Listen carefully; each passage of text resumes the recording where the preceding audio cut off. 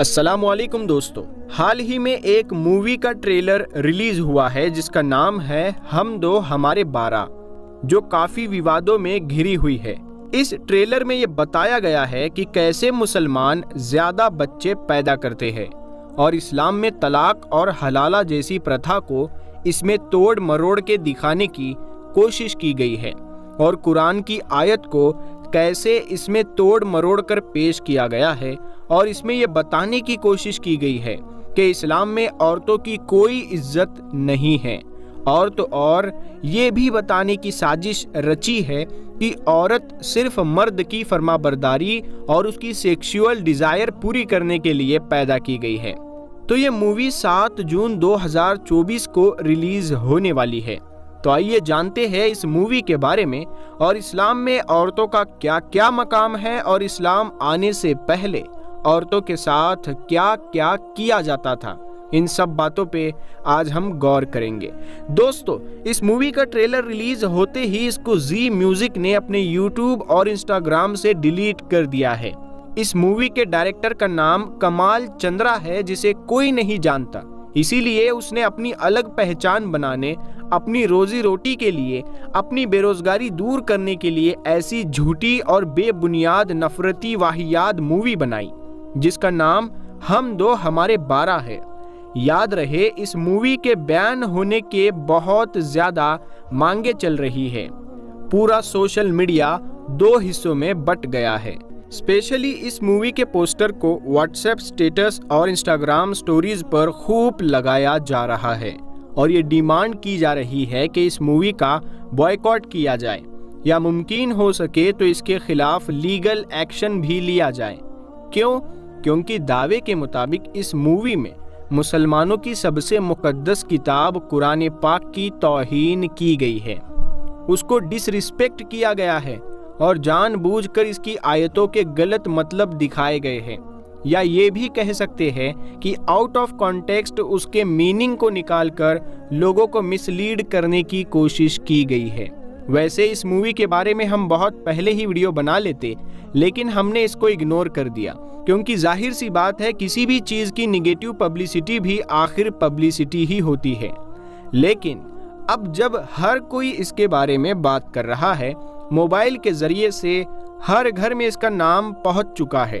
आप लोग भी लगातार कमेंट्स बॉक्स में इससे रिलेटेड वीडियो बनाने की डिमांड कर ही रहे थे। तो फाइनली आज हमने ये डिसाइड किया कि अब इस मूवी को बैन करवा के ही मानेंगे। जो भी हमारे चैनल से हम कर सकते हैं वो करेंगे, इसके खिलाफ ट्रेंड चलाएंगे। इसको बैन करने के लिए आप लोग भी इसमें हमारा साथ जरूर दें। दोस्तों, ये बात तो हम सभी लोग बड़ी अच्छी तरह से जानते हैं कि पिछले कुछ सालों में इंडियन बॉलीवुड इंडस्ट्री में एक अलग ही चलन देखने को मिला है।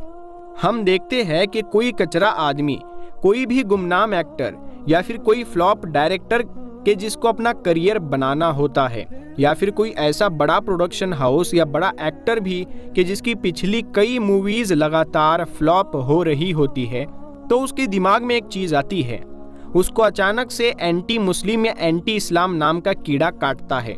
उनको लगता है कि जब लोग हिंदू मुस्लिम करके बड़ी बड़ी गद्दियों पर बैठ सकते हैं, तो आखिर हम लोग भी झूठ नफरत पर बनाई गई एक फिल्म से पैसा क्यों नहीं कमा सकते।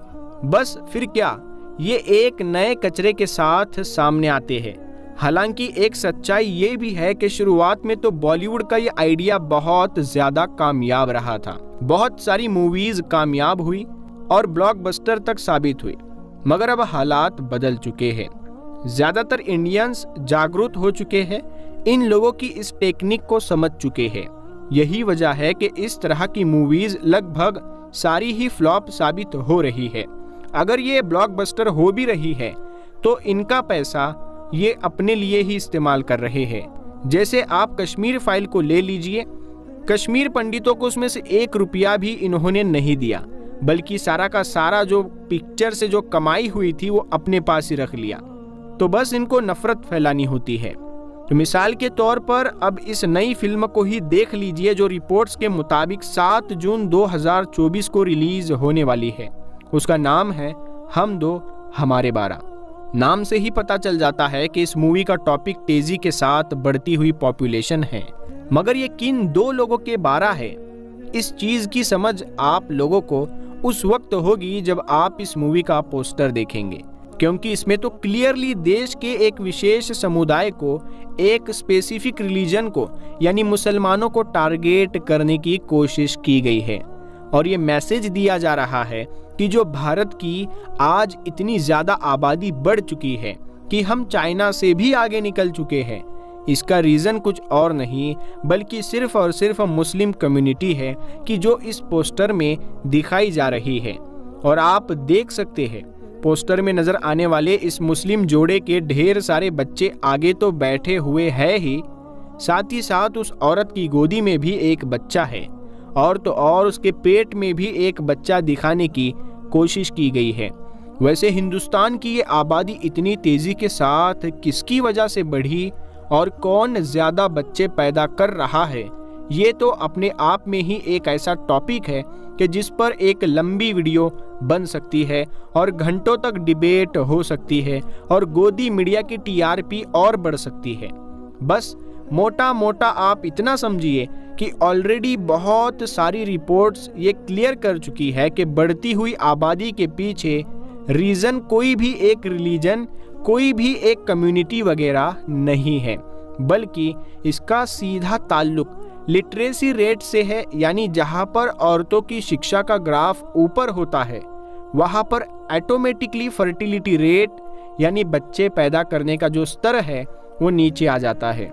मिसाल के तौर पर 2011 के सेंसस के मुताबिक लक्षद्वीप को ही देख लीजिए कि जहां पर मुसलमानों की आबादी 96% के करीब है। अगर सभी मुसलमान ज्यादा बच्चे पैदा करते हैं तो लक्षद्वीप का बर्थ रेट सबसे ज्यादा होना चाहिए देश में, लेकिन सरकारी वेबसाइट पर जाकर देख लो 2020 में जहां इंडिया का एवरेज बर्थ रेट 19.5 पर 1000 है, वही लक्षद्वीप का बर्थ रेट सिर्फ 14.6 है। यानी वहाँ का जो ओवरऑल फर्टिलिटी रेट है वो बाकी इंडिया के फर्टिलिटी रेट से हद से ज़्यादा कम है। क्यों?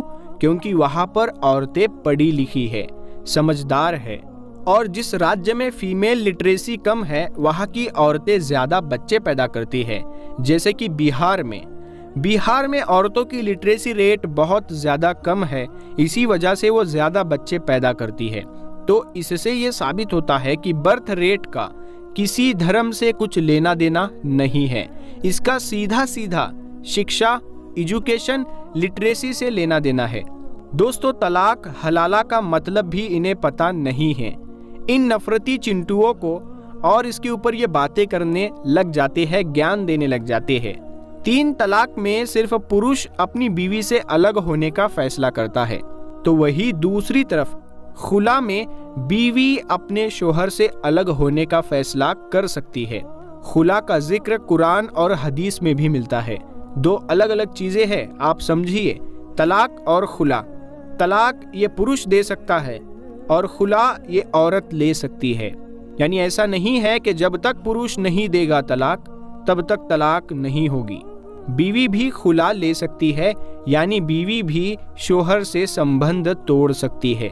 इस्लाम धर्म में अगर कोई पुरुष अपनी पत्नी से अलग होना चाहे तो वो तलाक देता है। वही अगर कोई औरत, कोई बीवी अपने पति से अलग होना चाहे तो उसे खुला का अधिकार दिया गया है। जब औरत को खुला का अधिकार दिया गया है कि वो खुद से पति से संबंध तोड़ सकती है। लेकिन दोस्तों, मुसलमानों के खिलाफ सिर्फ नफरत फैलाकर ऐसे लोग टीआरपी लेना चाहते हैं, और आज ये सच भी है। आज मुसलमानों की वजह से बहुत लोगों की किस्मत चमक गई है, क्योंकि हर बार सिर्फ मुसलमान, हिंदू मुसलमान ये लोग करते रहते हैं।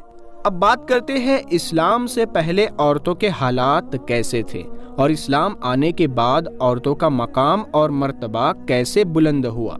दुनिया में औरतों की कोई इज्जत व कुव्वत नहीं थी।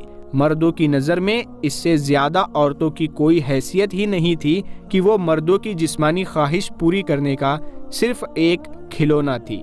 औरत दिन रात मर्दों की किस्म किस्म की खिदमत करती और तरह तरह के कामों से, यहाँ तक कि दूसरों की मेहनत मजदूरी करके जो कुछ कमाती थी वो भी मर्दों को दे दिया करती थी। मगर जालिम मर्द भी फिर इन औरतों की कोई कद्र नहीं करते थे, बल्कि जानवरों की तरह इनको मारते पीटते थे। जरा जरा सी बात पर औरतों के कान, नाक, आज़ा काट लिए जाते थे और कभी कभी उनको कत्ल कर डालते थे। अरब के लोग लड़कियों को जिंदा दफन कर दिया करते थे और बाप के मरने के बाद उसके लड़के जिस तरह बाप की जायदाद और सामान के मालिक हो जाया करते थे, इसी तरह अपने बाप की बीवियों के मालिक बन जाया करते थे और इन औरतों को जबरदस्ती लौंडिया बनाकर रख लिया करते थे। इस्लाम के आने से पहले औरत का कोई मकाम नहीं था। औरत नहीं समझी जाती थी। हिंदू धर्म में औरत का ये मकाम था कि अगर उसका शोहर मर जाए तो पत्नी को उसकी चिता पर जलाकर सती होना पड़ता था, जिसको सती प्रथा आज भी कहा जाता है। अगर कोई ऐसा ना करता तो उसे मनहूस समझा जाता था। ईसाई मजहब के अंदर औरत की कदर जूती के बराबर भी नहीं थी। आज ईसाई लोग जो ये नारे लगाते हैं कि हमने औरतों को आज़ादी दी है, मैं उनसे यही पूछना चाहता हूँ कि तुमने अपनी बहनों के सिर से दुपट्टा खींचकर उन्हें क्लब की जीनत बनाया, इसे तुम आज़ादी कहते हो? ईसाई जरा अपने मजहब में झांक कर देखो। इस्लाम के आने से पहले तुम्हारे मजहब में औरत का क्या मकाम था? ईसाई पॉप ने ये फतवा निकाला था कि औरतें इंसान नहीं है बल्कि ये शैतान की सवारी है। उधर यहूदी ये कहा करते थे कि औरत नापाक है, उसे जिंदा रहने का भी हक नहीं था। औरतों को बहुत सताया जाता था। निकाह करने का मतलब होता था कि उस औरत को खरीद लिया गया है। एक साथ 100 निकाह कर सकते थे। औरत का बाप के मरने के बाद उसकी विरासत में कोई हक नहीं था। औरतें बहुत परेशान हो चुकी थी। भाई बहनों का हक खाते थे, दौलत में हिस्सा नहीं मिलता था। अल्लाह ताला ने हजरत मोहम्मद मुस्तफ़ा सल्लल्लाहु ताला अलैहि वसल्लम को इस दुनिया में भेजा। आपने आकर जो मकाम औरतों को दिया है वो किसी ने नहीं दिया। ये मकाम देखकर दूसरी कौमें भी ऐसा करने लगी। औरत अगर पाताल में थी तो इस्लाम ने उसे आसमान में पहुंचा दिया। औरत अगर कांटों के बिस्तर पे थी तो इस्लाम ने उसे फूलों की सेज पर बिठा दिया। इस्लाम ने औरत के 4 रूप निकाले। उन चारों रूपों में औरत बहुत खूबसूरत लगती है। सबसे पहला रूप है माँ का, जिसकी ममता के सामने किसी की मिसाल नहीं है। दूसरा रूप है बहन का, जो हमेशा अपने भाई के लिए कुर्बानी देने के लिए तैयार रहती है। तीसरा रूप है बेटी का, वो हमेशा माँ बाप की दिलो जान से खिदमत करती है। चौथा रूप है बीवी का, जो हमेशा अपने शोहर की इज्जत और माल की हिफाजत करती है। ये चारों रूप उसे इस्लाम ने दिए। आज सारी दुनिया के अंदर लोग इन चारों रूपों को ही मानते हैं। इस्लाम ने माँ के कदमों के नीचे जन्नत कहा। इस्लाम ने बेटी को रहमत कहा। औरतों को दर्जात व मरातीब की इतनी बुलंद मंजिलों पर पहुंचा देना, ये हुजूर नबी रहमत सल्लल्लाहु अलैहि वसल्लम का वो एहसान अजीम है कि तमाम दुनिया की औरतें अगर अपनी ज़िंदगी के आखिरी सांस तक इस एहसान का शुक्रिया अदा करती रहे, फिर भी वो इस अजीमुशान एहसान की शुक्रगुजारी के फ़र्ज़ से सुबूक दोष नहीं हो सकती। तमाम दुनिया के मोहसिन आज़म हुजूर नबी अकरम सल्लल्लाहु ताला अलैहि वसल्लम की शान रहमत के क्या कहने हैं, सुभान अल्लाह। प्यारे दोस्तों, अगर ये वीडियो आपको पसंद आई है तो आप इसे ज़रूर अपने दोस्तों में शेयर करें। और जिस मूवी के बारे में हमने आपको बताया, जिसका नाम है हम दो हमारे 12, उसको बैन करने के लिए आप लोग हर जगह बैन करने के लिए आप हैशटैग चलाइए। बैन हम दो हमारे 12 ऐसा एक हैशटैग आप चलाइए। कमेंट पूरा भर दीजिए और इस वीडियो को ज़्यादा से ज़्यादा शेयर कीजिएगा। और ऐसी ही वीडियोस देखने के लिए आप हमारे चैनल को ज़रूर सब्सक्राइब करें, क्योंकि आप लोग ही हमारी ताकत है। हम मिलते हैं अगली वीडियो में, तब तक के लिए अस्सलाम वालेकुम।